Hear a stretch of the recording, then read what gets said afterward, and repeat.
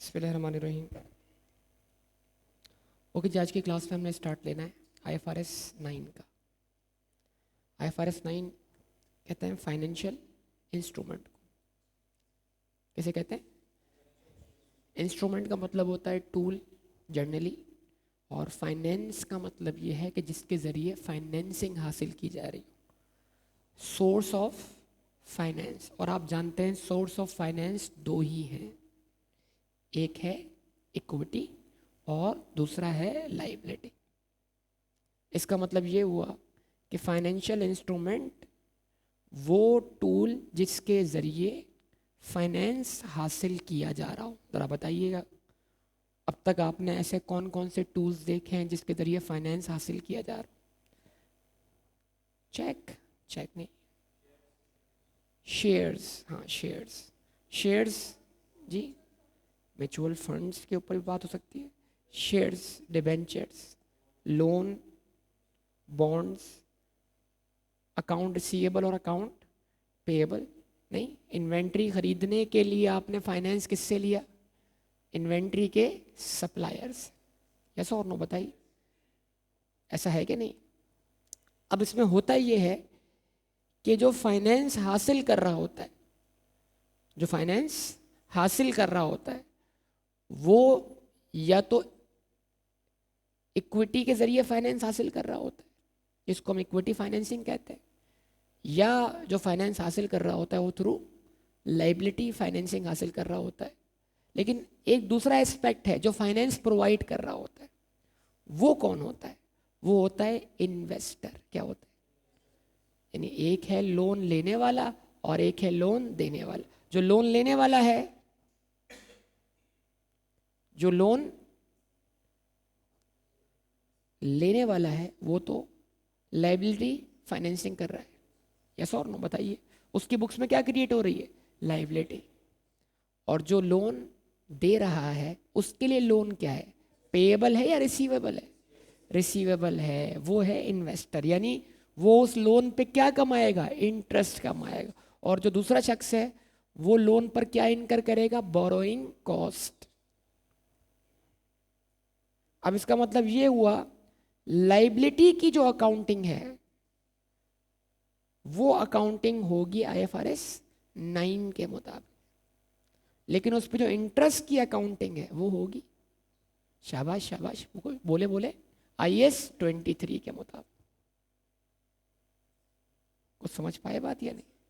Liability की accounting होगी IFRS 9 के मुताबिक, और उस पर जो इंटरेस्ट का अकाउंटिंग तो IFRS 9 के मुताबिक होगी, लेकिन इंटरेस्ट का ट्रीटमेंट के कैपिटलाइज करेंगे या एक्सपेंस आउट करेंगे, ये डिसीजन किसके मुताबिक होगा? तो इन दोनों स्टैंडर्ड्स का आपस में बड़ा गहरा ताल्लुक, और ये ताल्लुक मैंने आपको उस वक्त भी समझाया था कि अगर FAR के एग्जाम में IFRS 9 भी होता तो हम जो ट्रांजैक्शन कॉस्ट थी, borrowing cost is the interest cost और अदर कॉस्ट, जो अदर कॉस्ट थी, ट्रांजैक्शन कॉस्ट थी, उसको हम डायरेक्टली कैपिटलाइज या एक्सपेंस आउट ना करते, बल्कि उसको हम IFRS 9 के मुताबिक क्या करते? ट्रीट करते। अगर आपको याद हो, FAR के अंदर फ्रेमवर्क का एक सवाल मैंने आपको मॉक में दिया था। उसमें क्या था? एसेट और लाइबिलिटी की मेजरमेंट के ऊपर फ्रेमवर्क का डिस्कशन हुआ था। देखिए, बेसिक कॉन्सेप्ट जितने आप अपने कॉन्सेप्ट्स को कंटिन्यू लेके चलेंगे, उतनी आपकी आगे ज़िंदगी क्या हो जाएगी? आसान हो जाएगी। किसी भी टॉपिक को पढ़ने से पहले आपको दो चार बातें पिछली याद होंगी तो आपके लिए समझना पढ़ना आसान हो जाएगा। किसी भी एसेट को एक्वायर करने की जो ट्रांजैक्शन कॉस्ट होती है, जिसको हम डायरेक्टली एट्रीब्यूटेबल कॉस्ट कहते हैं, यस और नो बताइए, उसको हम आम तौर पे क्या करते हैं? एसेट की कॉस्ट का पार्ट मानते हैं। तो आमतौर पे एसेट जब खरीदा जाता है तो उसमें ट्रांजैक्शन कॉस्ट क्या होती है? प्लस हो जाती है। लेकिन ये भी मैंने आपको बोरिंग कॉस्ट पढ़ाते हुए बताया था कि लाइबिलिटी को हासिल करने की जो ट्रांजैक्शन कॉस्ट होती है वो लाइबिलिटी में से माइनस हो जाती है। पता नहीं आपको आपने याद रखा या नहीं रखा, मुझे नहीं पता, लेकिन ये डिस्कशन मैंने कब किया था? IS 23 पढ़ाते वक्त कि अगर ये लोन मैं FAR की किताब के मुताबिक मेजर करूंगा तो ऐसे होगा, और अगर मैं इस पे IFRS 9 अप्लाई करूंगा तो फिर लाइबिलिटी मेजर होगी कैसे, नेट ऑफ ट्रांजैक्शन कॉस्ट। अगर याद हो तो, सिर्फ याद दिला रहा हूं, थोड़ा बहुत याद है, बाकी याद आता रहेगा यहाँ पर। समझिए कुछ बात या नहीं? तो बताने का मतलब ये है कि स्टैंडर्ड्स आपस में लिंक करते। अब ये टॉपिक स्टार्ट करने से पहले मैं आपके सामने कुछ चीज़ें आपको याद दिला दूं। असल में आप जो सीख रहे हैं ना, वो एसेट और लाइबिलिटी की नेचर के मुताबिक उसकी अकाउंटिंग सीख रहे हैं। बताइए, मैंने आपको शुरू से एक पॉइंट समझाया हुआ है, अगर वो लेके चलेंगे आपका पढ़ना समझना आसान है। नहीं लेके चलेंगे फिर जाहिर सी बात है लॉजिक नहीं बनेगी, सिर्फ प्रैक्टिस और रट्टा होगा, और नई सिचुएशन फेस करना क्या होगा, मुश्किल होगा। नई सिचुएशन वही फेस कर जाता है जिसका बेसिक कॉन्सेप्ट क्लियर होता है। अब आप मुझे बताएं, property, plant and equipment, basic मकसद क्या है, बेचना या यूज करना? यूज करना। तो वहाँ डेप्रिसिएशन भी आ गई जो कि कंजम्पशन है उसके अंदर, वहाँ इम्पेयरमेंट भी आ गए, और इम्पेयरमेंट निकालने के लिए रिकवरी दो तरीकों से आई, वैल्यू इन यूज भी आ गई और fair value less cost to sell भी आई। इसलिए कि बेचने का ऑप्शन है तो सही ना, सेकेंडरी जरूर है लेकिन है, लेकिन बेचने का रिस्क प्राइमरी नहीं है बल्कि सेकेंडरी। तो वहां जब आपने क्या फॉलो किया, रीवैल्यूएशन मॉडल। जब वहां पर आपने फॉलो किया रीवैल्यूएशन मॉडल, तो वहां पर आपने रीवैल्यूएशन के गेन को सीधा प्रॉफिट लॉस में रिपोर्ट नहीं किया। क्यों? क्योंकि वो रेलेवेंट टू प्रॉफिट लॉस नहीं था, क्योंकि बेचने का रिस्क प्राइमरी नहीं था बल्कि सेकेंडरी था। लेकिन बताइए, जब आप फॉरेन कहाँ आए, इन्वेस्टमेंट प्रॉपर्टी पर, तो वहां पर क्या था, वहां पर इंटेंशन क्या थी, होल्ड करके बेचने की। तो वहां बेचने का रिस्क प्राइमरी था। तो जैसे ही बेचने का रिस्क क्या हो गया, प्राइमरी हो गया, तो हमने रीवैल्यूएशन करने की वजह से, फेयर वैल्यू एडजस्टमेंट करने की वजह से डिफरेंसेस को कहाँ भेजा, प्रॉफिट लॉस अकाउंट में भेजना शुरू कर दी। यहां भी कुछ मामला ऐसा ही, यहां पर भी हमें एसेट और लाइबिलिटीज की नेचर को समझना होगा और उसके मुताबिक रेलेवेंट अकाउंटिंग अडॉप्ट करनी होगी। अब आप सोचें, कुछ लोग शेयर्स खरीद कर शेयर्स में इन्वेस्ट करते हैं, तो जो शेयर खरीद रहा है वो शेयर्स में इन्वेस्टमेंट कर रहा है, लेकिन जो शेयर इशू कर रहा है वो फाइनेंसिंग हासिल कर रहा है।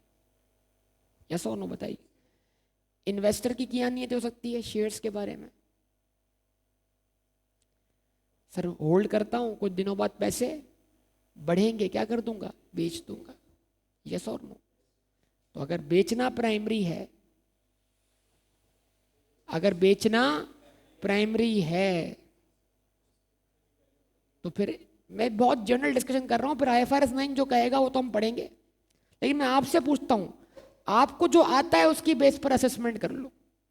आपने जो सीखा है उसकी बुनियाद पर एक स्टैंडर्ड को पढ़े बगैर आगे बढ़ाने की कोशिश करो। तो अगर बेचने का रिस्क क्या होगा, तो फिर जो शेयर की मार्केट वैल्यू के डिफरेंसेस होंगे, बताओ वो कहां जाने चाहिए, प्रॉफिट लॉस अकाउंट में। और अगर आपने कहा नहीं नहीं सर मैं तो इसको होल्ड करके रखूंगा कई सालों तक, बेचने का मेरा नियत नहीं है, मुझे डिविडेंड चाहिए बस, बहुत जनरल डिस्कशन कर रहा हूं मैं आपसे, तो बताओ बेचना प्राइमरी है सेकेंडरी? तो होल्ड करने का रिस्क क्या हो गया, सेकेंडरी हो गया। कहां जाएगा, थ्रू डिफरेंस जो फेयर वैल्यू का होगा, कहां जाएगा, थ्रू OCA। आज पहली क्लास में मैं जो पढ़ा हुआ है उसकी बेस पे आपसे डिस्कशन कर, तो ये जो पिछला पढ़ा हुआ है उसको ही अडॉप्ट करना है, उसको अप्लाई करना है, उसके जरिए ही नए स्टैंडर्ड्स को सीखने की और समझने की कोशिश करनी है। क्यों ICAP ने ये पहले नहीं पढ़ाया, उन चीज़ों को पहले पढ़ा दिया? क्योंकि उन चीज़ों के जरिए वो बुनियाद क्रिएट हो जाएगी जिससे आगे चीज़ें समझना और पढ़ना आसान हो जाए। पॉइंट समझ में आया? अच्छा ठीक है। तो बेसिकली अब ये हैं बेसिकली 3 स्टैंडर्ड्स। देखिए स्टैंडर्ड्स की भी आप डिटेल समझ लें। IA-16 क्या था? प्रॉपर्टी। उसमें IA-16 के मुताबिक प्रॉपर्टी प्लांट इक्विपमेंट की अकाउंटिंग भी है, रिपोर्टिंग भी है, डिस्क्लोजर्स भी। इसका मतलब एक स्टैंडर्ड बाज दफ़ा अकाउंटिंग को भी डील करता है, रिपोर्टिंग को भी डील करता है और डिस्क्लोजर्स को भी डील करता है। ऐसा स्टैंडर्ड कंप्लीट स्टैंडर्ड कहलाता है, एक में ही सारे पैकेजेस मौजूद हैं। कुछ ऐसे स्टैंडर्ड हैं जिनके अंदर अकाउंटिंग ही इतनी कॉम्प्लेक्स है, तो फिर क्या कर दिया, अकाउंटिंग के लिए उसका अलग स्टैंडर्ड बना दिया, रिपोर्टिंग के लिए और डिस्क्लोजर्स के लिए अलग स्टैंडर्ड बना दिया। IFRS 9 जो अकाउंटिंग को डील करता है किस चीज की? फाइनेंशियल इंस्ट्रूमेंट की। ये इंटरनेशनल अकाउंटिंग स्टैंडर्ड्स की दुनिया में सबसे कॉम्प्लेक्स स्टैंडर्ड। इसके बारे में IASB का एक बंदा चेयरमैन रहा था एक ज़माने में, उसने कहा कि अगर कोई शख्स ये दावा करता है कि मेरी 100% ग्रिप है किस पर? IFRS, तो वो झूठ कहता है। यानी इतना कॉम्प्लेक्स है।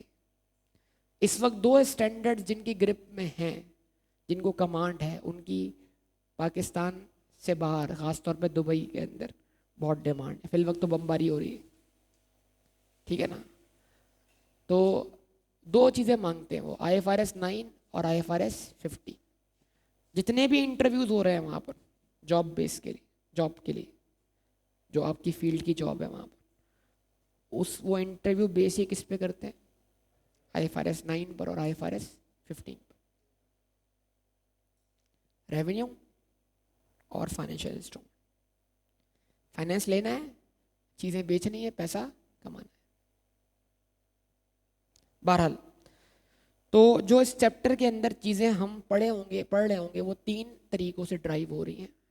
एक है फाइनेंशियल इंस्ट्रूमेंट की अकाउंटिंग, जिसको कौन डील करेगा? IFRS 9।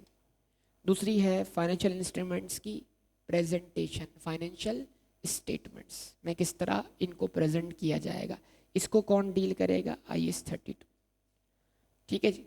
और एक है फाइनेंशियल इंस्ट्रूमेंट्स के डिस्क्लोजर्स, इसको कौन डील कर रहा है? IFRS 7। इसका मतलब IFRS 9 भी फाइनेंशियल इंस्ट्रूमेंट है, IAS 32 भी। ये जो IFRS 9 है ये IAS 39 को रिप्लेस करके आया था। इससे पहले फाइनेंशियल इंस्ट्रूमेंट की अकाउंटिंग IFRS 9 के तहत नहीं थी, बल्कि IAS 39 के तहत थी। 39 जो 40 से थोड़ा पहले ही था। अब 39 एप्लीकेबल नहीं है, उसकी जगह कौन आ गया? IFRS 9 आ गया। ठीक है जी। अच्छा जी, अब सबसे पहले डेफिनेशन है IFRS 9 के मुताबिक किस चीज़ की? फाइनेंशियल इंस्ट्रूमेंट की। तीन बातें बोली उसने। बोला ये फाइनेंशियल इंस्ट्रूमेंट कॉन्ट्रैक्ट है। क्या है इसमें सबसे इंपॉर्टेंट पॉइंट? क्या है? कॉन्ट्रैक्ट। कॉन्ट्रैक्ट नहीं तो फाइनेंशियल इंस्ट्रूमेंट नहीं। तो फाइनेंशियल इंस्ट्रूमेंट एक कॉन्ट्रैक्ट है, लेकिन क्या हर कॉन्ट्रैक्ट फाइनेंशियल इंस्ट्रूमेंट है? नो। वो कहता है ऐसा कॉन्ट्रैक्ट जिसकी वजह से एक एंटिटी की बुक्स में फाइनेंशियल एसेट क्रिएट हो। कौन सा एसेट? Financial asset. और दूसरी एंटिटी की बुक्स में या तो फाइनेंशियल लाइबिलिटी क्रिएट हो या क्या क्रिएट हो? इक्विटी क्रिएट हो। आइए इस बात को एक्सप्लोर करते समझते हैं आसान करके। इसका मतलब ये हुआ कि दो एंटिटीज का तस्वुर यहाँ रखा गया। हो सकता है आप अकाउंटिंग किसी एक के लिए कर रहे हो, लेकिन बात को समझने के लिए आपको दूसरी एंटिटी को भी कंसीडर करना है। ठीक है जी। तो इसका मतलब ये हुआ एक एंटिटी है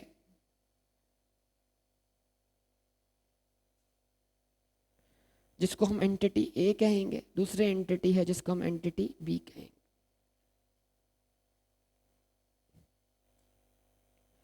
ठीक है जी। अब एंटिटी ए और एंटिटी बी के बीच में क्या हो रही है? Transaction, contract. उस कॉन्ट्रैक्ट की वजह से एक की बुक में क्या क्रिएट हो रहा है? Financial asset. क्या? और दूसरे की बुक में क्या क्रिएट हो रहा है?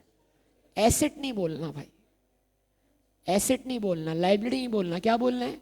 इसका मतलब हर चीज यहां पे काबिले वजाहत है। इसका मतलब वो कहता है फाइनेंशियल इंस्ट्रूमेंट खुद क्या है? एक कॉन्ट्रैक्ट है that give rise to both, both मतलब बैक वक्त, इधर एक बुक में फाइनेंशियल एसेट, दूसरी बुक में फाइनेंशियल लाइबिलिटी या इक्विटी। ठीक है जी। तो लफ्ज इंपॉर्टेंट क्या हो गया? Financial asset. लफ्ज इंपॉर्टेंट क्या हो गया? Financial liability. लफ्ज इंपॉर्टेंट क्या हो गया? इक्विटी। तो अब कैसे? मान लें एंटिटी ए ने एंटिटी बी के 1000 शेयर्स क्या किए? खरीदे। सही है। तो अब बताइए क्या होगा? एंटिटी ए जब एंटिटी बी के शेयर्स खरीदेगा तो एंटिटी ए की जेब से पैसा जाएगा या आएगा? जाएगा। जवाब दे। पक्का? तो कैश या बैंक क्या हो गया? क्रेडिट हो गया। 1000 शेयर खरीदे उसने 250 रुपए के हिसाब से, तो ये हो जाएंगे 250,000 मतलब 2.5 लाख। बैंक क्रेडिट कितने से? 2.5 लाख से। ठीक है जी। और ये जो 2.5 लाख रुपए हैं ये उसने कहाँ लगाए? शेयर्स में। शेयर्स में पैसा लगाने को हम क्या बोलते हैं? इन्वेस्टमेंट। ये इन्वेस्टमेंट किस में हुई है? शेयर्स में। जिसने की है उसके लिए वो शेयर्स की इन्वेस्टमेंट है फाइनेंशियल एसेट। यानी इन्वेस्टमेंट को ही हम यहाँ पे फाइनेंशियल एसेट बोल रहे हैं। यानी अगर मैं इन्वेस्टमेंट डेबिट करता हूं, जो शेयर्स खरीद रहा है वो इन्वेस्टमेंट कर रहा है, तो इस इन्वेस्टमेंट को मैं इन शॉर्ट एफ ए बोल सकता हूं। एफ ए मतलब financial asset. Financial asset debit, investment debit कितने से? 2.5 लाख से। अब जो शेयर इशू कर रहा है वो भी तो अपनी बुक्स में एंट्री बना रहा है। अगर मैं कहूं एक शेयर की नॉमिनल वैल्यू 100 रुपए है, तो बताइए क्या एंट्री बनेगी? इन्वेस्टमेंट क्यों डेबिट? इसकी जेब में तो पैसे आए, इसने तो फाइनेंसिंग हासिल की है, इसको तो पैसा मिला है। उधार मिला है या रिस्क ऑफ लॉस के साथ मिला है? जो एंटिटी बी को पैसा दे रहा है वो उस पैसे का रिस्क बेयर कर रहा है कि नहीं कर रहा? तो अगर पैसे का रिस्क क्या कर रहा है? बेयर कर रहा है, तो ये लाइबिलिटी थोड़ी है, ये क्या है? इक्विटी है। क्योंकि जहां जो पैसा देने वाला है, जो फाइनेंसर है, वो उस पैसे का रिस्क ऑफ लॉस बेयर कर रहा है। जवाब देना। तो फिर वो लाइबिलिटी थोड़ी कहलाएगा, वो क्या कहलाएगा? इक्विटी कहलाएगा। अब बताइए, इसको पैसा मिला, पैसे को रिकॉर्ड कर लेते, कितना पैसा मिला? अच्छा, जरूरी नहीं है इसने इसको शेयर इशू किया, इसने तो दुनिया जहां में शेयर इशू किए होंगे, फिल वक्त अज्यूम करते हैं यही शेयर इशू किए। बैंक डेबिट कितने से? 2.5 लाख से। आगे शेयर कैपिटल क्रेडिट कितने से? 1 लाख से। सर शेयर कैपिटल हमेशा नॉमिनल वैल्यू पे क्रेडिट होता है, शेयर कैपिटल।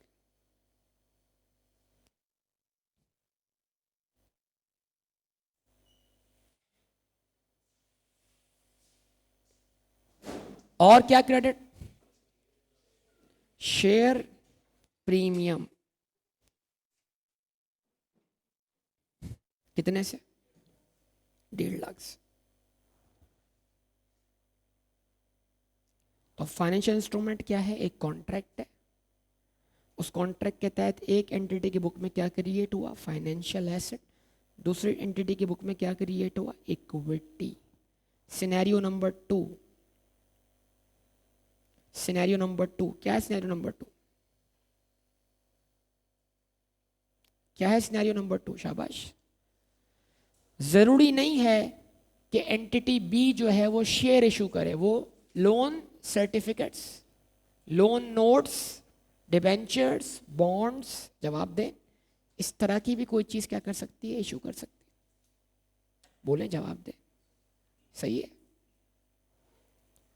तो अब मान लीजिए एंटिटी ए जो है वो 1000 शेयर्स एक्वायर नहीं कर रही, बल्कि एंटिटी ए 1000 डिबेंचर्स एक्वायर कर रही। फिलवक डिबेंचर को हासिल करने की कोई ट्रांजैक्शन कॉस्ट मैंने कंसीडर नहीं की, बात को सिंपल रखने के लिए। तो एंटिटी ए अब भी अपनी बुक्स में क्या एंट्री बनाएगी? Investment debit. बस फर्क ये है कि ये इन्वेस्टमेंट हुई है इक्विटी इंस्ट्रूमेंट में और ये इन्वेस्टमेंट हो रही है liability instrument. Investment debit, investment is still what? Financial asset. और बैंक क्रेडिट, मान लीजिए इसने 1000 डिबेंचर्स खरीदे, हर डिबेंचर जो था वो था 200 रुपए का, कितना हो गया? 2 लाख।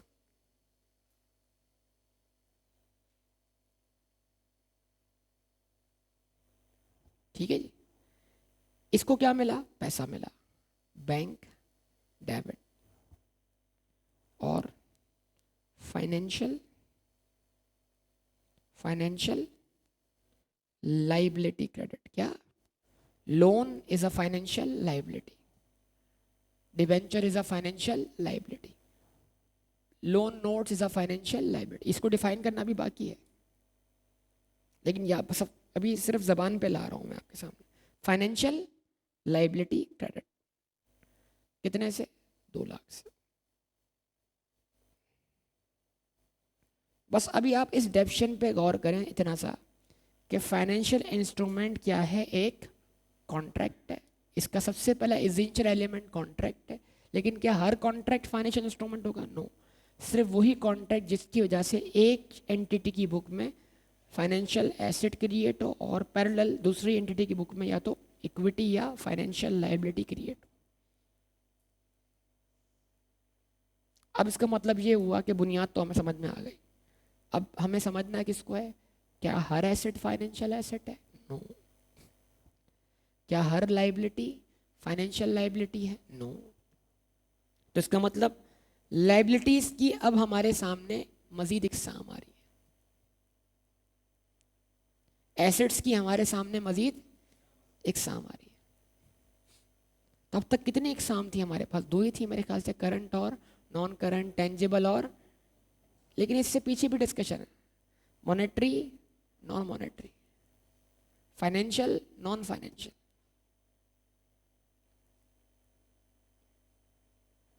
आइए देखते हैं, समझते हैं। लेकिन ये बुनियादी बात क्या है फाइनेंशियल इंस्ट्रूमेंट? दोबारा दोहरा दीजिए। कॉन्ट्रैक्ट जिसकी वजह से एक एंटिटी की बुक्स में क्या क्रिएट हो और दूसरी एंटिटी की बुक में फाइनेंशियल लायबिलिटी या इक्विटी क्रिएट हो। अब आगे बढ़ते हैं यहां पर। अब ये मैंने डिफाइन नहीं किया, ये ऑब्वियसली IFRS 9 ने डिफाइन किया है। फाइनेंशियल एसेट किसे कहते हैं? कहता है कोई सा भी asset, any asset that is, ये डेफिनेशन है, cash is a financial asset. Cash क्या है? फाइनेंशियल। आप आमतौर पर शेयर इश्यू करके क्या हासिल करते हैं? कैश। तो कैश बाय डेफिनेशन क्या है? तो कैश मॉनेटरी एसेट भी है और फाइनेंशियल एसेट भी। उसके बाद फाइनेंशियल एसेट क्या है? Equity instrument of another entity. देखा ना, ये मैंने इन्वेस्टमेंट डेबिट की थी। ये इन्वेस्टमेंट मैंने किस चीज में की है? शेयर्स में। शेयर्स क्या है? Equity instrument. तो इसका मतलब जो इन्वेस्टमेंट हुई है किसी दूसरी कंपनी के शेयर्स में, वो भी क्या है? Financial asset. इसको मैंने FA कहा ना फाइनेंशियल एसेट, या नहीं कहा? जवाब दीजिएगा। अच्छा जी, ये डेफिनेशन है, ख्याल है कि एग्जाम्पल्स नहीं है।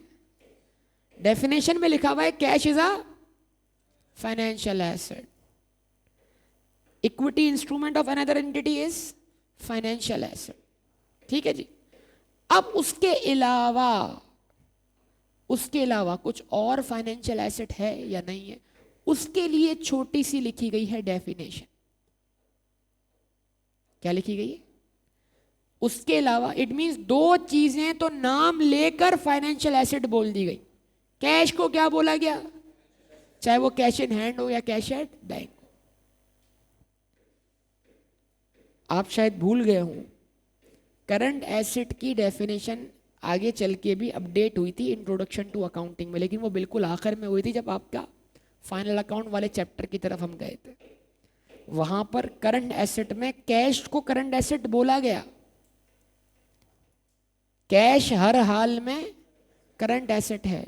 इन्वेंट्री हर हाल में, चाहे उसको बिकने में 10 साल क्यों ना लग जाए। वो जो जनरल डेफिनेशन थी कौन सी, कि जिसको रियलाइज होने में एक अकाउंटिंग पीरियड लगे या उससे कम वक्त लगे, वो करंट एसेट है। वो डेफिनेशन कैश के लिए नहीं थी, वो डेफिनेशन बैंक के लिए नहीं थी, वो डेफिनेशन इन्वेंट्री के लिए नहीं थी, उनके अलावा चीजों के लिए थी। बिल्कुल ऐसे ही यहां कैश को क्या बोल दिया गया, financial asset. Equity instrument of another entity को क्या बोल दिया गया, फाइनेंशियल एसेट। अच्छा, उसके बाद अब इसके अलावा क्या फाइनेंशियल एसेट है, वो कहता है अ कॉन्ट्रेक्चुअल राइट, क्या, आवाज नहीं, टू रिसीव कैश, ऐसा कॉन्ट्रैक्ट जिसकी वजह से आपको आज नहीं फ्यूचर में क्या मिलना हो, कैश मिलना, या फिर कोई और फाइनेंशियल एसेट, या फिर कोई और फाइनेंशियल एसेट, या फिर कोई और, क्या मतलब समझिएगा जरा। आज मैंने गुड्स बेची, अब ये डेफिनेशन मुकम्मल नहीं है ना, देखें फाइनेंशियल इंस्ट्रूमेंट की डेफिनेशन को कंप्लीट करते हैं। फाइनेंशियल इंस्ट्रूमेंट की डेफिनेशन के और हिस्से भी हैं, फाइनेंशियल एसेट की और हिस्से भी हैं, तो इस हिसाब से ज़रा देखिएगा। हम देखते हैं कि क्या और ट्रांजैक्शन जो हमने अभी तक, तो हमने 2 ट्रांजैक्शन देखी, शेयर्स की शक्ल में और डिबेंचर की शक्ल में, तो आसान बात हो गई। इसके अलावा क्या हो सकता है ये देखते हैं।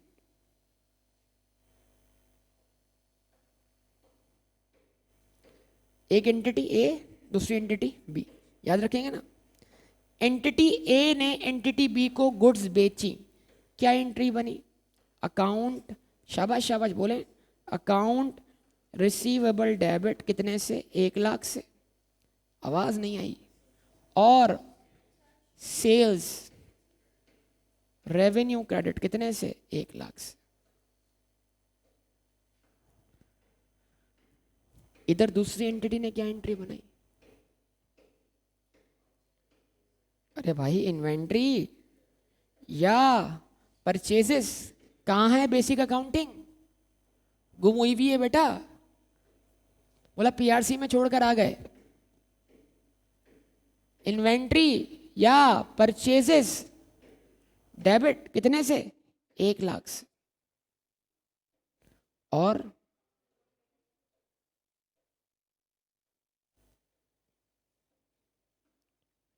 गुड्स खरीदना और बेचने का कॉन्ट्रैक्ट है, आवाज नहीं आई, कॉन्ट्रैक्ट आ गया। एक की बुक्स में क्या क्रिएट कर रहा है, राइट, राइट टू, ये राइट टू रिसीव अपने आप को किस चीज में कन्वर्ट करेगा, कैश में, तो लिखा हुआ आ गया a contractual right to receive cash. तो अकाउंट रिसीवेबल क्या contractual right to receive cash है या नहीं है, बोले। और obligation to pay cash, right to receive cash, obligation to pay cash. तो इसका मतलब ये कॉन्ट्रैक्ट एक एंटिटी की बुक में फाइनेंशियल एसेट क्रिएट कर रहा है और दूसरी एंटिटी की बुक में फाइनेंशियल लायबिलिटी क्रिएट कर रहा है। तो account receivable is also financial asset, account payable is also financial liability. क्यों, सॉलिड जवाब चाहिए। Account receivable is a financial asset because is a contractual right to receive cash. Account payable is a financial liability because it is a contractual obligation to pay cash. लेकिन आइए इसके बारे में एक चीज और देखते हैं। एंटिटी ए जो है वो एंटिटी बी को एडवांस में रेंट पे कर रही है, रेंट। तो अगर एडवांस में रेंट पे करें तो उसको हम क्या बोलेंगे, शाबाश, prepayment, prepaid rent. Prepaid rent क्या होता है, एसेट होता है, एक्सपेंस होता है, प्रीपेड रेंट क्या होता है? एसेट होता है, एक्सपेंस होता है? एक्सपेंस होता है, एक्सपेंस है ना? नहीं, चले, एसेट। तो इसने एंट्री बनाई प्रीपेड रेंट डेबिट 1,20,000 से पूरे साल का रेंट पे कर दिया। बैंक क्या कर दिया? क्रेडिट कर दिया। उसने क्या एंट्री बनाई? पैरेलल, जिसके लिए पेमेंट, देखिए ये आपको आई कैप इंट्रोडक्शन टू अकाउंटिंग में पैरेलल सोच दे चुका है वैसे, कि अगर यहाँ एसेट बन रहा है तो वहां क्या बनना चाहिए? लाइबिलिटी। उस लाइबिलिटी को क्या बोलेंगे? Unearned income. याद है या भूल चुके हैं?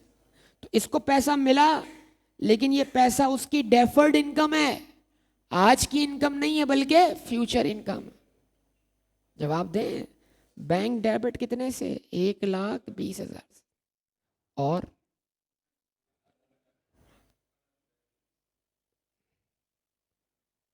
अनअर्न रेंट क्रेडिट कितने से? 1,20,000 से। अब बज़ाहिर क्या नजर आ रहा है? एक आम बच्चा जो आधी अधूरी डेफिनेशन याद करता है बोलता है हाँ, एक की बुक में एसेट, दूसरे की बुक में लायबिलिटी, तो ये कॉन्ट्रैक्ट तो है, रेंट एग्रीमेंट तो है। लेकिन ये जो प्रीपेड रेंट है, ये कॉन्ट्रैक्चुअल राइट टू रिसीव, ना ये कैश है, आवाज़ नहीं आ रही, ना ये इक्विटी इंस्ट्रूमेंट है, आवाज़ नहीं आई, ना ये राइट टू रिसीव कैश। ये तो अपने आप को फ्यूचर में कैश में कन्वर्ट करेगा या एक्सपेंस में कन्वर्ट करेगा? और ये अपने आप को फ्यूचर में कैश सेटल करता हुआ दिखाई देगा या ये अपने आप को इनकम में कन्वर्ट करेगा? इसका मतलब ना ये फाइनेंशियल एसेट है, ना ये, इसका मतलब ये फाइनेंशियल इंस्ट्रूमेंट की ट्रांजैक्शन नहीं। तो बात को हमने पिक करना। अब बताओ, डेफर्ड गवर्नमेंट ग्रांट लाइबिलिटी है कि नहीं?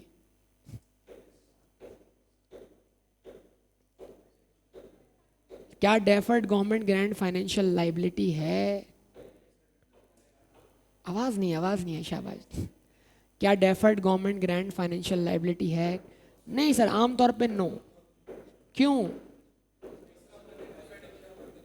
देखो, अब अपने पढ़े आई क्या यही चाहता है, कंटिन्यूटी लाओ, कंटिन्यूटी, बुलाओ मत पिछले को, उसको कंटिन्यू करो। फॉर गिवेबल लोन, लोन तो सर फाइनेंशियल लाइबिलिटी होता है कि नहीं होता? लेकिन अगर वो फॉर गिवेबल लोन है और वो इनिशियल रिकग्निशन के ऊपर हमें पता है कि हम लोन की तमाम कंडीशंस क्या कर देंगे, पूरी कर देंगे, और वो लोन फॉर गिव हो जाएगा, यानी कि उसको हम बाय नेचर, हकीकत में तो वो लोन है लेकिन उसकी अकाउंटिंग हम बतौर लोन कर रहे हैं या डेफर्ड गवर्नमेंट ग्रांट के तौर पर कर, तो फिर इसका मतलब वो फाइनेंशियल लाइबिलिटी नहीं है, क्योंकि हम तो उसको वापस होता हुआ देख नहीं रहे, बल्कि उसको हम क्या बनता हुआ देख रहे हैं? इनकम। मेरा पॉइंट समझ में आ रहा है आपको या नहीं? तो इसका मतलब आपको पहचान क्रिएट करनी है। समझे हैं बात या नहीं? अच्छा, एंट्रीज देख लो, मैं दो तरफ की पैरेलल ट्रांजैक्शन दिखाता जा रहा हूं आपको। आइए, इस ट्रांजैक्शन को क्या बोलेंगे? Goods sold on credit for ₹100,000, goods purchase on credit for ₹100,000, yes और नो? इसको क्या बोलेंगे? Rent paid in advance for 12 month ₹10,000 per month, rent receive in advance for 12 months ₹10,000 per month, ये बोलेंगे ना भाई? अब तो बच्चे नहीं रहे ना आप? अच्छा, अब नेक्स्ट ट्रांजैक्शन, आई कैप ने आपको एंट्रीज के जरिए नरेशन बनाना भी सिखाई थी। मतलब एक तो सवाल था, उसकी एंट्री बनाओ, फिर एंट्री देखकर उसका सवाल भी सोच लो, ये प्रैक्टिस भी करवाई गई थी आपको। बोला होगी सर, गुजरा हुआ जमाना। अच्छा जी, अब एक एंट्री और बना रहा हूं, बताना फाइनेंशियल इंस्ट्रूमेंट या फाइनेंशियल एसेट या फाइनेंशियल लाइबिलिटी है या नहीं, बताओगे आप? बैंक डेबिट, पैसे आए, ठीक है ना, बल्कि इस तरफ मैं पैसे भेज ही रहा हूँ ना, तो उस तरफ बैंक क्रेडिट करता हूँ पहले, बैंक क्रेडिट 5 लाख से, एडवांस टू सप्लायर, डेबिट कितने से, 5 लाख से। क्या मतलब, नहीं क्या मतलब इस बात का, मैंने आज पैसे दिए हैं और ये पैसे मैंने वक्त से पहले दे दिए, तो ये एडवांस मेरे लिए क्या हुआ, एसेट हुआ ना। अच्छा, जिसने रिसीव किया उसने एंट्री बनाई, पैसे आ गए, बैंक डेबिट कितने से, 5 लाख से। उस पैसों के बदले ये गुड्स डिलीवर कर चुका नहीं, तो गुड्स डिलीवर करना इसके ऊपर क्या बना, लाइबिलिटी। IFRS 15 की लैंग्वेज में उसको बोलेंगे कॉन्ट्रैक्ट लाइबिलिटी। क्या बोलेंगे, बाकी आप एडवांस फ्रॉम कस्टमर की टर्म भी इस्तेमाल कर सकते हैं, लेकिन क्योंकि अब आप IFRS 15 पढ़ेंगे तो मैं वो टर्म यूज कर रहा हूं, कॉन्ट्रैक्ट लाइबिलिटी। आओ अब देखो फिर से, बताओ इस एंट्री में कॉन्ट्रैक्ट तो नजर आ गया, गुड्स डिलीवर करने का कॉन्ट्रैक्ट है या नहीं, लेकिन ये जो एसेट इसकी बुक में क्रिएट हुआ है, ये जब फ्यूचर में क्रेडिट होगा तो अपने बदले डेबिट किसे करेगा, कैश को या गुड्स को। तो इसका मतलब ये कॉन्ट्रेक्चुअल राइट टू रिसीव, क्या ये खुद कैश है, नो। क्या ये equity instrument of another entity है, आवाज ही नहीं आ रही। क्या ये contractual right to receive cash है या another instrument of financial instrument of another entity है, नो सर। तो फिर इसका मतलब ये फाइनेंशियल एसेट नहीं है। क्या ये ऑब्लिगेशन टू पे कैश है या इसके बदले आप फ्यूचर में गुड्स डिलीवर करेंगे, इसका मतलब ये फाइनेंशियल एसेट नहीं, ये फाइनेंशियल। हाँ, क्या ये फाइनेंशियल एसेट बन सकता है, हाँ बन सकता है। कब, जब ये सप्लायर गुड्स डिलीवर ना कर पाए और पैसे आपको वापस देने की बात कर दे, फिर उस केस में जब पैसे वापस आएंगे तो ये राइट टू रिसीव कैश बन जाएगा, ये ऑब्लिगेशन टू पे कैश बन जाएगा। लेकिन जब तक इसके बदले एक्सपेक्टेशन क्या है कि गुड्स आएंगी, तब तक ये फाइनेंशियल एसेट नहीं है। जब तक इसके बदले एक्सपेक्टेशन क्या है कि गुड्स डिलीवर करनी है, तब तक ये फाइनेंशियल लायबिलिटी नहीं है। हालांकि जहां मैं पहले गुड्स खरीद चुका था वहां मुझे गुड्स के बदले क्या रिसीव करना था, कैश। ये फाइनेंशियल एसेट है, ये फाइनेंशियल लायबिलिटी है, लेकिन ये सिनेरियो फाइनेंशियल एसेट और फाइनेंशियल लायबिलिटी नहीं है। पक्का बात समझ में आती है। चलिए एक ट्रांजैक्शन और लिखते हैं।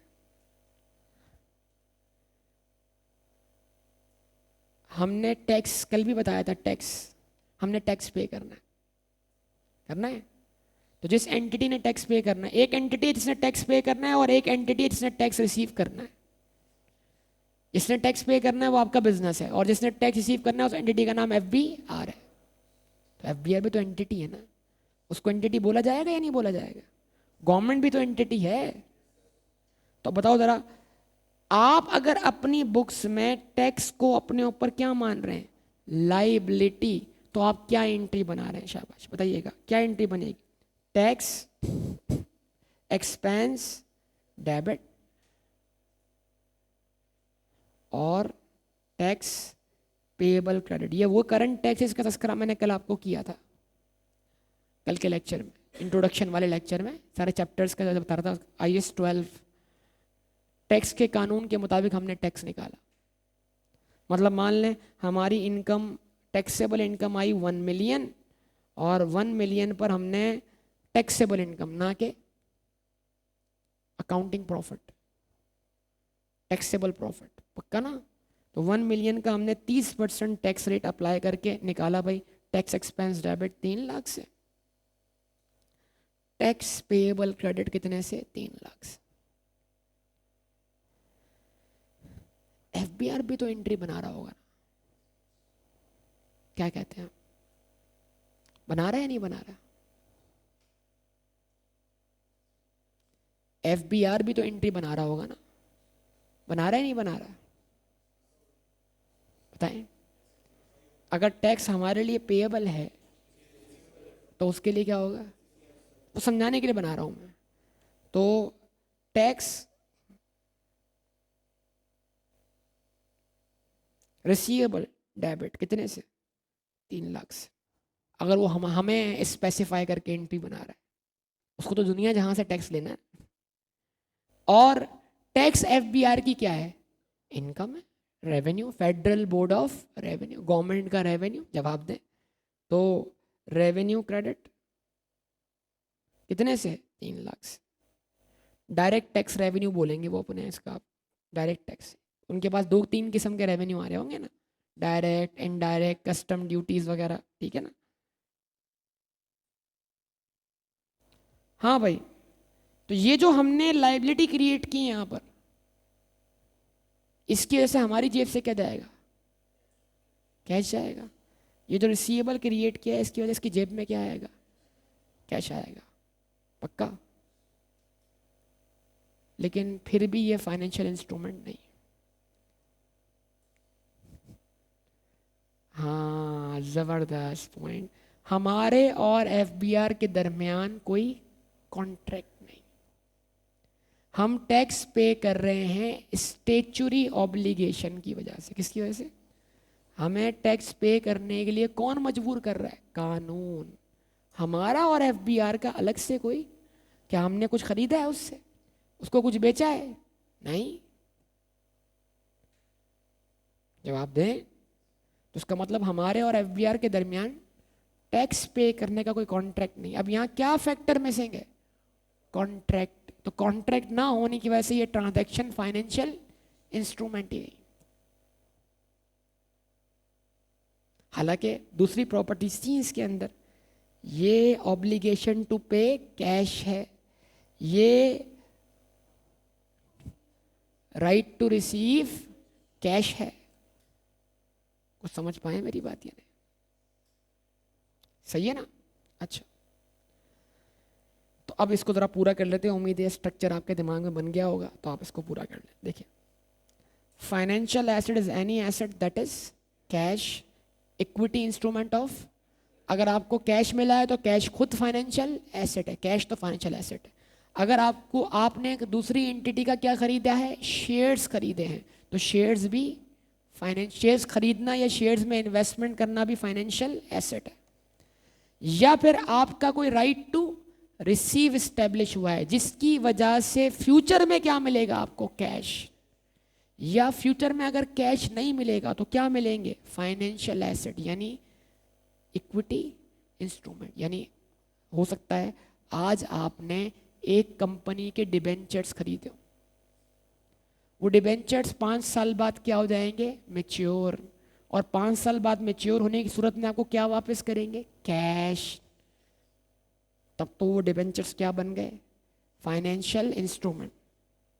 लेकिन ये भी तो हो सकता है कि डिबेंचर्स आपको 5 साल बाद कैश वापस ना करें, बल्कि वो कहें कि अब हम इन डिबेंचर्स के बदले आपको अपनी कंपनी के ऑर्डिनरी शेयर्स इशू करते हैं। तो फिर क्या हुआ, डिबेंचर्स में हमने की इन्वेस्टमेंट। इन्वेस्टमेंट क्या है, एसेट। ये एसेट भले अपने आप को कैश में तो कन्वर्ट ना करे, लेकिन दूसरे फाइनेंशियल एसेट में अगर कन्वर्ट कर रही है तो ये भी फाइनेंशियल एसेट है, पक्का। और उसके बाद a contractual right to exchange financial asset और financial liabilities with another entity under conditions that are potentially favourable to the entity. ये डेरिवेटिव कॉन्ट्रैक्ट होते हैं। क्या होते हैं? वही डेरिवेटिव जिसको हम कैपिटल एसेट के तौर पे पढ़कर आए थे, कहाँ पर, हाँ, सेक्शन 37A में। डेरिवेटिव अकाउंटिंग आपके कोर्स का हिस्सा नहीं है, इधर भी नहीं है, सही है ना। वो आपके सीए फाइनल्स के सब्जेक्ट का क्या है, पार्ट है। लेकिन फिर भी इस बात को समझाने के लिए मैं एक मिसाल देता हूँ। देखिए, क्या वक्त के साथ साथ डॉलर महंगा हो रहा है? डॉलर क्या है? क्या है? कैश है ना, बोलो ना यार। डॉलर क्या है? कैश है। तो कैश की एसेट से वो क्या है? फाइनेंशियल एसेट है कि नहीं है? अच्छा, पाकिस्तान में अभी कुछ दिनों के अंदर, क्या पता आज ही शायद, वो PSL शुरू होने वाला है। उसमें फॉरेन प्लेयर्स आते हैं पाकिस्तान, उनको पेमेंट कैसे करनी है? डॉलर्स में। इंटरनेशनल लीग है, डॉलर में पेमेंट करनी है। तो जो PSL फ्रेंचाइजेज हैं उनके लिए दिन ब दिन डॉलर खरीदना क्या हो रहा है? मुश्किल हो रहा है। तो PSL फ्रेंचाइज में से एक फ्रेंचाइज ऐसी थी जिसने आज से 5 साल पहले इमरान खान साहब के दौर में जब डॉलर को 100 से 120 पे छलांग लगाते हुए देखा, तो उसने पाकिस्तान के एक बहुत बड़े बैंक के साथ कॉन्ट्रैक्ट किया। उस वक्त कॉन्ट्रैक्ट किया जिस वक्त डॉलर 120 का था, कि मैं आपसे डॉलर खरीदूंगा 170 के रेट पर। अब ये रेट आप मेरे लिए फिक्स कर दें अगले 5 साल या 10 साल के लिए। यानी मार्केट में डॉलर 120 का हो तो भी 170 का, मार्केट में डॉलर 200 का हो तो भी मुझे कितने का मिलेगा? 170 का। इसका मतलब क्या हुआ? जिस वक्त ये कॉन्ट्रैक्ट इनिशिएट हुआ उस वक्त एक एंटिटी 50 रुपए के फायदे में है और दूसरी एंटिटी 50 रुपए के लॉस में। किस वजह से? कॉन्ट्रैक्ट की वजह से। और वो लॉस किस वजह से होगा या वो गेन किस वजह से होगा? फाइनेंशियल एसेट और फाइनेंशियल लाइबिलिटी को आपस में एक्सचेंज करते हुए। समझे बात है?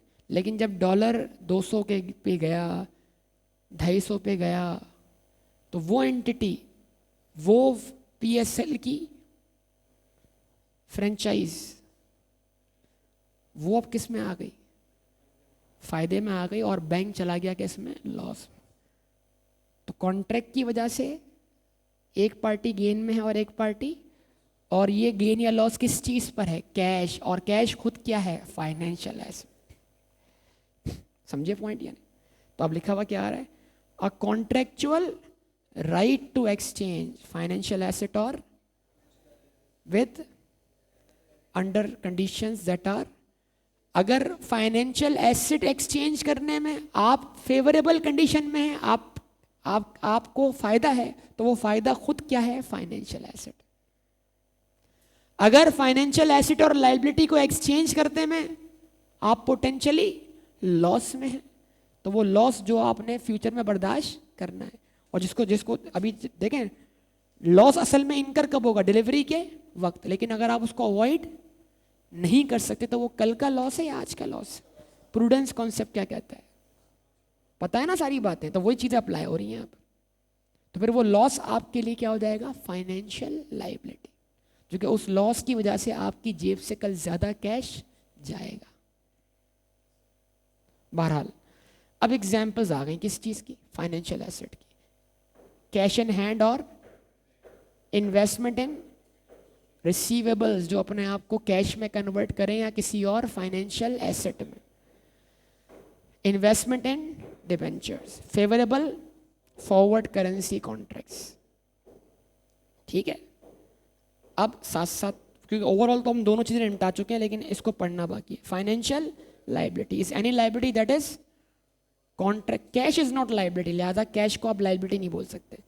अच्छा, financial liability is any liability a contractual obligation to deliver cash. तो अकाउंट पेएबल क्या है? कॉन्ट्रेक्चुअल ऑब्लिगेशन है टू डिलीवर कैश। डिबेंचर्स क्या है? कॉन्ट्रेक्चुअल ऑब्लिगेशन है टू डिलीवर कैश, या डिबेंचर अपने आप को कन्वर्ट करेगा इक्विटी इंस्ट्रूमेंट में और अनदर फाइनेंशियल इंस्ट्रूमेंट। ठीक है ना? और another financial asset to another entity. उसके बाद a contractual obligation to exchange financial asset और financial liabilities with another entity under a conditions that are potentially वही करेंसी एक्सचेंज करने का कॉन्ट्रैक्ट अगर अनफेवरेबल हो तो वो आपके लिए एक तरफ क्या क्रिएट करेगा, लॉस डेबिट साइड पर, और क्रेडिट साइड पे क्या क्रिएट करेगा, उस लॉस को बर्दाश्त करने की लायबिलिटी। और जिसके लिए क्या बनेगा, एसेट, उसके लिए डेबिट साइड पे क्या क्रिएट करेगा, फाइनेंशियल एसेट, और वो फाइनेंशियल एसेट उसके लिए क्या है, गेन है, क्रेडिट साइड पे गेन। अब जो यहां पर एसेट और गेन को समझ नहीं पा रहे और लाइबिलिटी और लॉस को समझ नहीं पा रहे, उनको चाहिए इनकम और एक्सपेंस की डेफिनेशन को रिकॉल कर ले बेसिक अकाउंटिंग के अंदर। इनकम को कैसे डिफाइन किया गया, इंक्रीज इन एसेट और डिक्रीज इन, अगर आपके एसेट्स में क्या हो रहा है, इजाफा हो रहा है, और वो इजाफा होने की वजह कोई लाइबिलिटी भी नहीं है, वो इजाफा होने की वजह कोई बिजनेस का ऑनर भी नहीं है, तो फिर जो एसेट बड़े हैं वो बिजनेस ने कमाए हैं, अर्न किए। तो एसेट का इंक्रीज इनकम बन सकता है और लाइबिलिटी का डिक्रीज भी इनकम बन सकता है। इसी तरीके से एसेट का डिक्रीज एक्सपेंस बन सकता है और लाइबिलिटी का इंक्रीज एक्सपेंस बन सकता है। ये बुनियादी केसेस सारे के सारे। एग्जाम्पल्स में क्या क्या शामिल है, अकाउंट पेएबल्स हैं, बैंक लोन्स हैं, डिबेंचर इशूड हैं, अनफेवरेबल फॉरवर्ड करेंसी कॉन्ट्रैक्ट।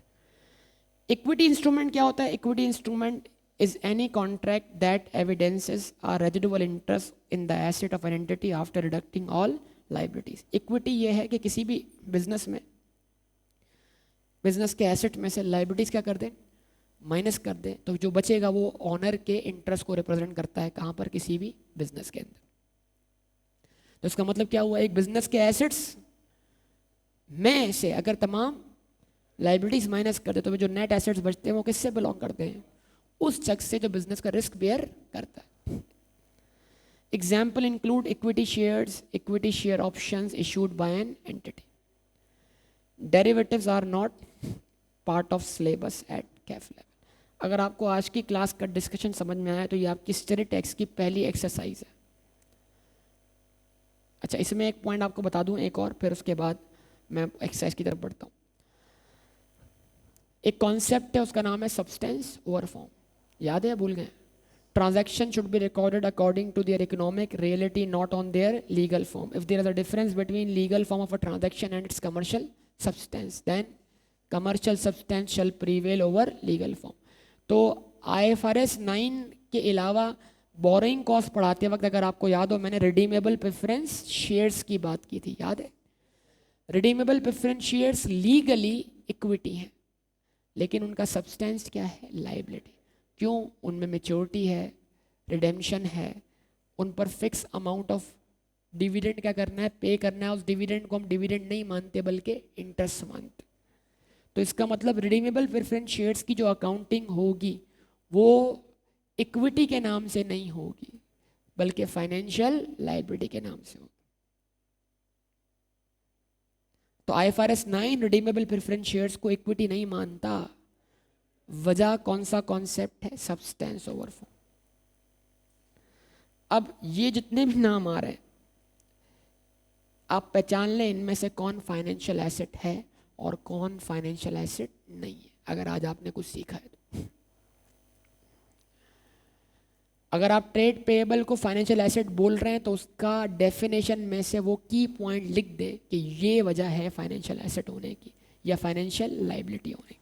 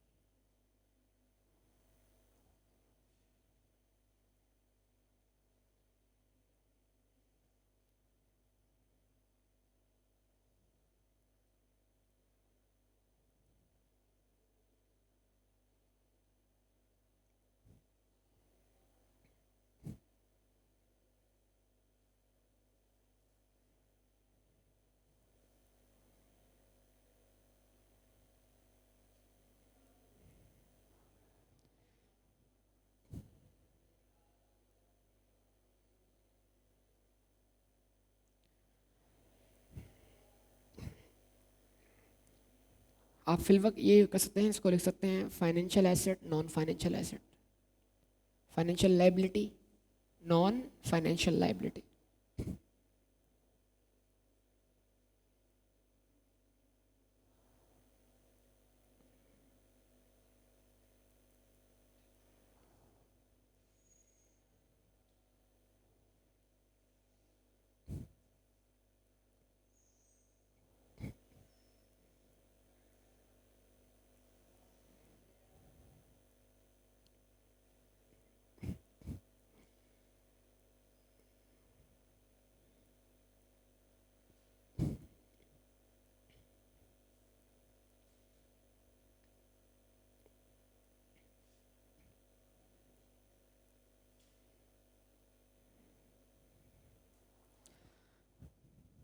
ठीक है जी, लिखा आपने? कंक्लूड करें? किताब आपके पास होनी चाहिए।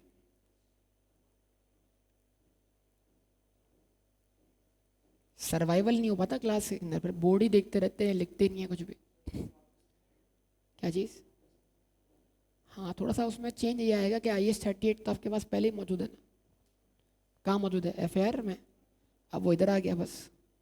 और रेशोज यहाँ से, रेशो वाला चैप्टर -38+, बाकी कोई बड़ा चेंज है ही नहीं। तो आई के अपने मेरे ख्याल से किताब लगा दी होगी, किताब वहाँ पर। अच्छा जी, अब लिखा हुआ क्या आ रहा है? सबसे पहले क्या लिखा हुआ आ रहा है? Trade payable. हम बोलेंगे simple, trade payable is a financial liability, it is an obligation to deliver cash. Definition पे उतरा कि नहीं उतरा पूरा? अच्छा। Investment in loan notes of, investment किसमें की? लोन नोट्स में। लोन नोट्स क्या है? फाइनेंशियल लाइबिलिटी, और हमारे लिए क्या है? Financial asset. क्यों है? क्योंकि contractual right to receive cash या another financial instrument of another entity, ठीक है ना।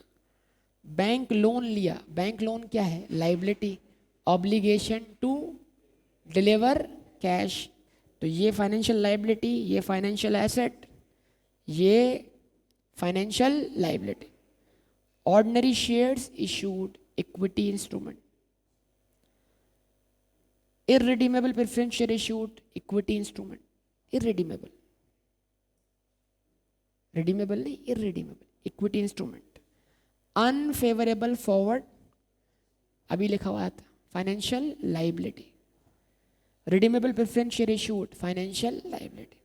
Investment in redeemable preference shares, financial asset. क्यों? जो इन्वेस्टमेंट करेगा रिडीमेबल प्रेफरेंस शेयर्स में, कल उसको वापस क्या मिलेगा? कैश मिलेगा।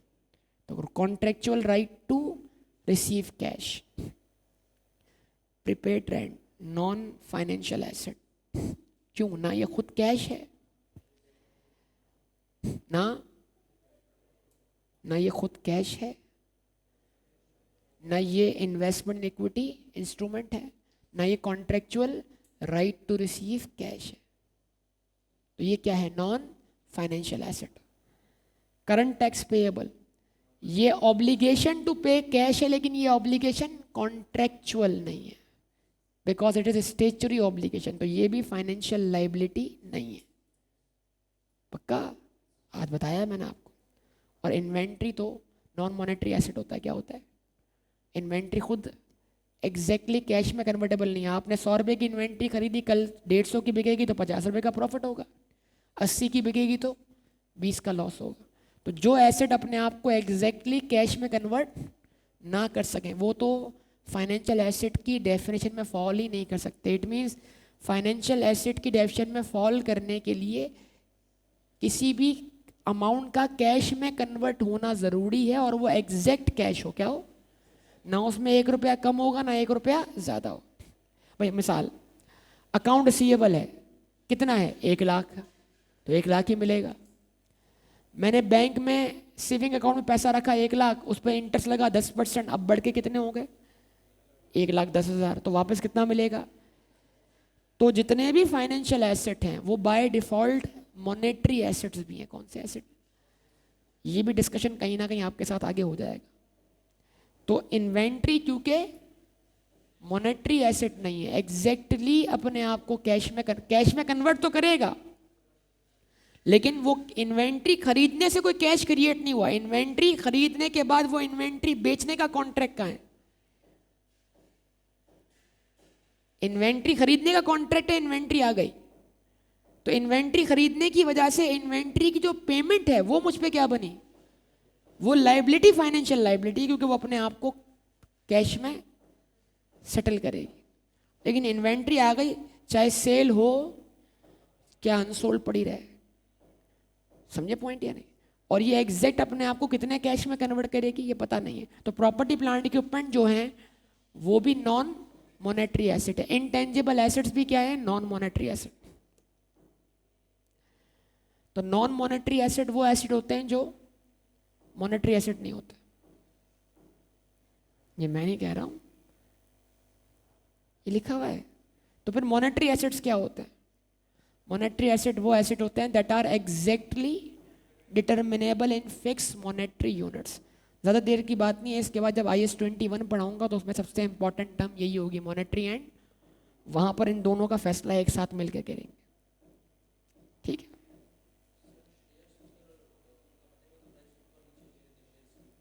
शेयर्स को तो बाय नाम लेकर क्या बोल दिया उसने? Financial asset. अगर आपने डेफिनेशन पढ़ी हो तो मैंने क्या बोला? कुछ चीजों को क्या बोला है? जिनको नाम लेकर क्या बोल दिया है? फाइनेंशियल एसेट बोल दिया है, वो तो बाय डेफिनेशन फाइनेंशियल एसेट बन गए। डेफिनेशन अप्लाई उन दोनों के अलावा होगी। ठीक है ना?